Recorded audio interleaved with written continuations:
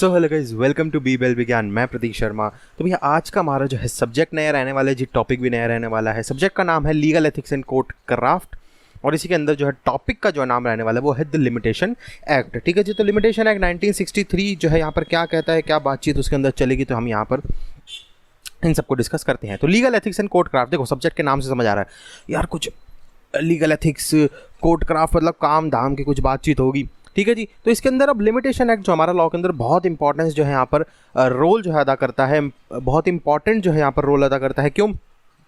क्योंकि भैया अगर तुम्हारे साथ कुछ कांड हुआ है समझो, ठीक है, और तुम 10 साल बाद 20 साल बाद जाकर आ रहे हो कि मेरे साथ तो इतना पुराना कांड हुआ, अरे यार बंदा गायब, तुम्हें तब तक याद नहीं रहा कि इसका मतलब तुमको कोई बड़ा काम हुआ ही नहीं तुम्हारे साथ, मतलब तुम्हारे साथ कुछ बड़ा नुकसान तुम्हें कुछ हुआ नहीं उस चीज़ से। तो इसमें कुछ लिमिटेशन एक्ट डालना पड़ेगा, कुछ ऐसे लिमिटेशन डालने पड़ेगी भाई ये केस डालने का इतना ही समय है, 1 साल 2 साल 10 साल 5 साल 20 साल, इतने के अंदर ही तुम्हें ये केस डालना पड़ेगा, वरना तुम्हारा जो है ये नहीं डलेगा दोबारा बाद में। ऐसा थोड़ी कि यार आंखें मसलते हो तुम 10 साल बाद आ रहे हो। ठीक है जी, तो यही सब है मोटा मोटा, हंसी मजाक में करते करते हम यहाँ पर डिस्कस कर लेंगे इसे। और हर केस के अंदर जो यहाँ पर अप्लाई नहीं होता, कुछ केसेस होते हैं जिसके अंदर एक्सेप्शन होती है। चलो देख लेते हैं लिमिटेशन एक्ट 1963 क्या कह रहा है। The law of limitation provide that all dispute claims remedies should be kept alive only for a legislative fixed period of the time, for otherwise dispute would be immortal when man is mortal। तो बहुत अच्छी चीज़ कही इसने, वही कहा जो मैंने कहा बेसिकली, लेकिन लाइन लास्ट की लाइन बड़ी देखो इंपॉर्टेंट है। कह रहा है the dispute would be immortal when the man is मॉर्टल। अगर बंदा जो है वो मॉर्टल है, मतलब उसे मरना है, उसका मरना निश्चित है, मतलब हर किसी का मरना निश्चित है, अनलेस एंड अनटिल कोई ऐसी टेक्नोलॉजी आ जाए कि तुम्हें जिंदा कर सकें, वो एक अलग इशू है, मतलब एक अलग टॉपिक है।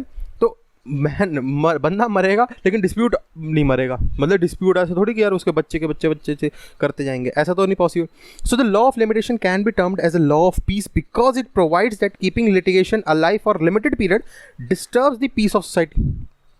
तो इसको हम लॉ ऑफ पीस भी कह देते हैं। क्यों? क्योंकि जो ऐसा डिस्प्यूट को ये अलाइव रखता है, ये लॉ जो डिस्टर्ब कर रहा है पीस किसकी, सोसाइटी की। अब भैया रेप हो गया किसी का, बहुत ही डिस्टर्बेंस हो जाती है सोसाइटी में, अरे यार साले मारो साले को, बहुत ज़्यादा इसने काम खराब कर दिया, सोसाइटी का खराब कर दिया काम, तो उसमें केस लड़ा जाएगा, वो चीज़ होंगी वो चीज़।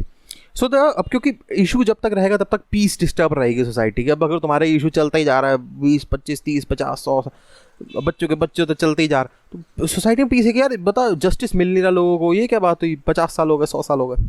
तो the doctrine of limitation is based on 2 broad consideration. यहाँ पर 2 ब्रॉड कंसिडरेशन जो है हमारी यहाँ पर डॉक्ट्रिन ऑफ लिमिटेशन जो है वो बताता है। क्या है? पहला है there is presumption that the right not exercise for long time is non existent.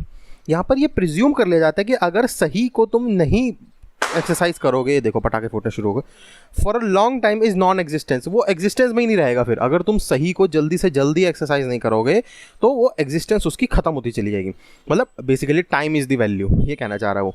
It is necessary, दूसरा पॉइंट है, it is necessary that the right in property and right in general should not be in a state of constant uncertainty doubt and suspense. अब बड़ी अच्छी बात कही इसने, कह रहा है राइट इन प्रॉपर्टी जो होता है वो इस तरीके से नहीं होना चाहिए कि वो यार अनसर्टेन है, पता नहीं कब हो, ठीक यार ठीक है केस चल रहा है चलते रहने दो, ऐसी कुछ बातें नहीं होनी चाहिए। ठीक है जी, सस्पेंस में नहीं होना चाहिए।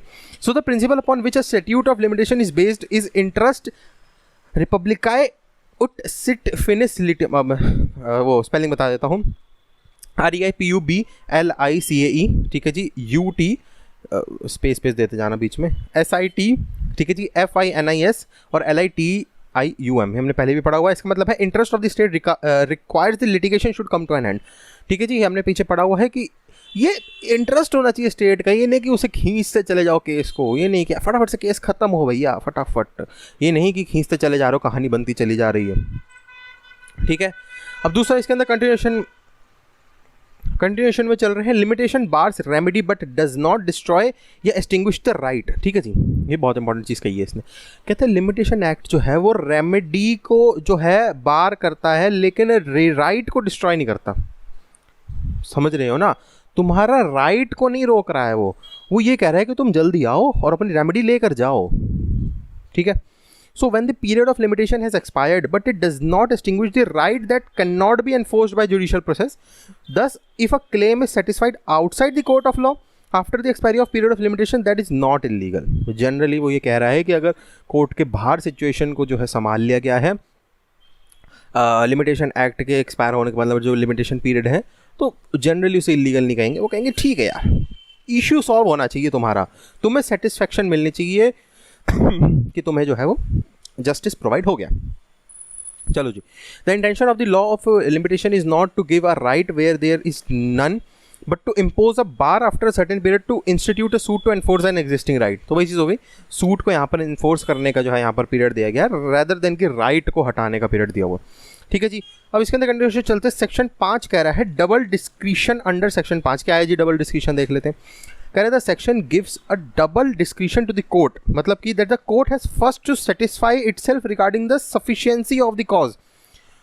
कोर्ट पहले खुद को सेटिस्फाई करेगी कि हाँ ये जो कह रहा है, ये जो एलिगेशन फलाना ढिमकाना बंदे पे लगा रहा है ये सही है। ठीक है जी, sufficiency of the cause, and secondly even if the sufficient cause is proved, the word may in the section 5 means that the court still has a discretion to condone the delay or not।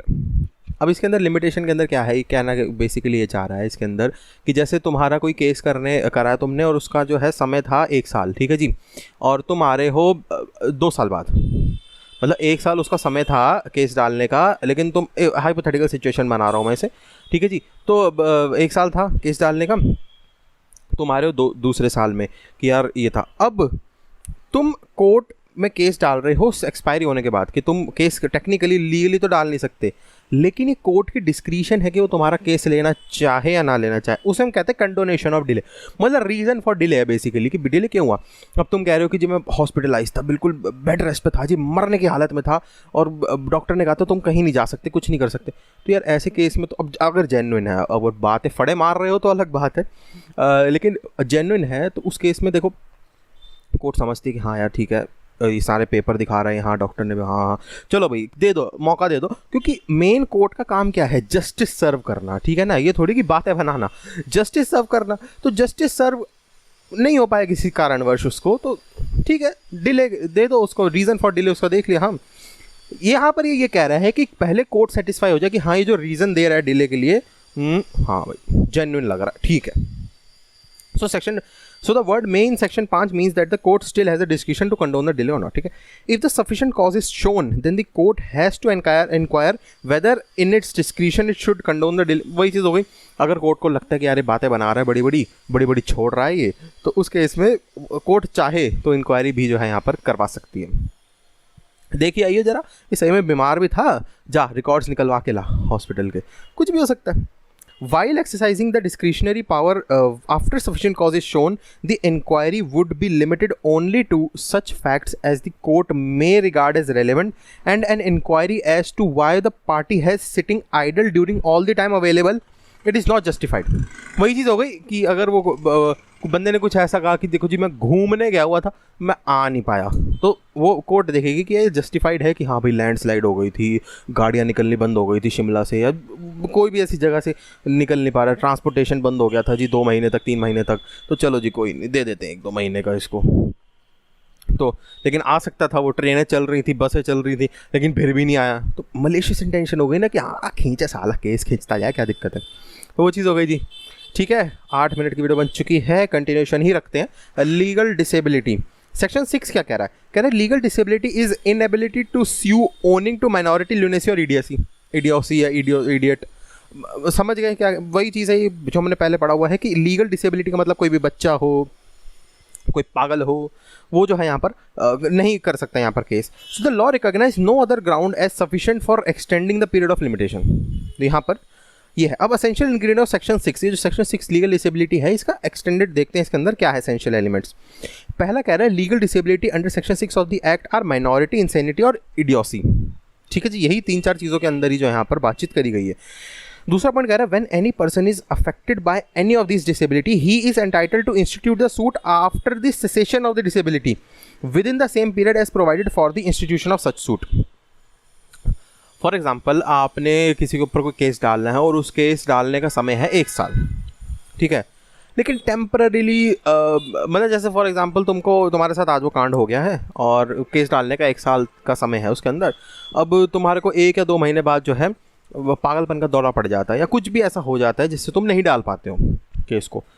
लेकिन वो 4 महीने या 5 महीने 6 महीने बाद जो है वो ठीक कर देता है डॉक्टर, दवाइयाँ खा के, जैसे भी तरीके करके। तुम लोग पागल हो जाते थे लेकिन अब ठीक हो गए हो, तो उसके बाद तुम्हें वो केस डालना है, ये कहना चाह रहा है ये।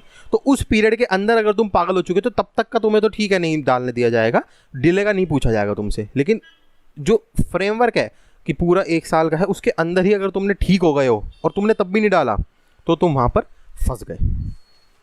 ठीक है जी। ओहो 10 मिनट हो गए यार, ये वीडियो कभी भी बंद हो जाएगी। चलो फटाफट करते हैं। When a person is affected by more than one disability, he is entitled to institute the suit after the cessation of those। वही चीज़, अगर एक से ज़्यादा डिसेबिलिटी हो गई तो सारे ठीक हो जाए उसके बाद ही करेगा वो। So the provision of the section applied also to the execution of decrees. तो एग्जीक्यूशन ऑफ डिक्री के अंदर भी जो है ये प्रोविजंस अप्लाई होते हैं।